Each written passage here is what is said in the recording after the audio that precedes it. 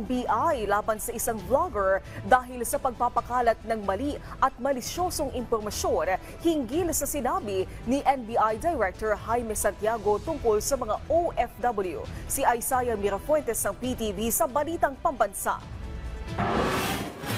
Pagdating pa lang sa NAIA, aarestuhin na namin sila. Mga nandito sa Pilipinas, arestuhin namin. Yung mga nasa abroad, we will file case, hindi na sila makakauwi dito. Kumakalat ang video na ito online na makikita si National Bureau of Investigation Director Jaime Santiago at may caption na, "Bagong pananakot sa mga OFW. Bakit? Sa'yo ba ang Pilipinas?"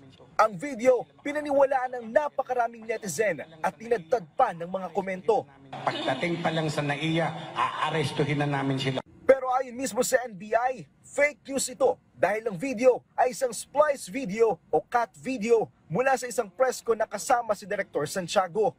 Dahil ang totoong pahayag ni Santiago ay patungkol sa mga OFW na nagpapakalat ng fake news pero pinutol ng nagpost. Dahil dito, nagsampa ng kaso ang NBI sa Cebu Provincial Prosecutor Office laban sa nagpost nito online na nagngangalang Mary Civil Yamato mula sa Cebu. Pero ayon sa Bureau of Immigration, kasalukuyang OFW sa Riyadh, Saudi Arabia ang inireklamo. Binago niya yung video, magaling pagkagawa eh. Binago niya yung splice video yung ginamit niya.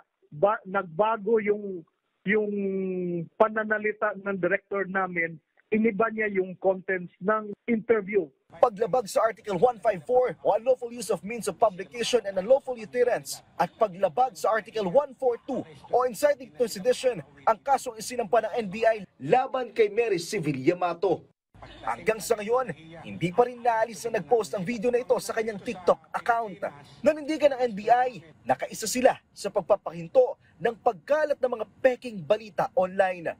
Mula sa PTV,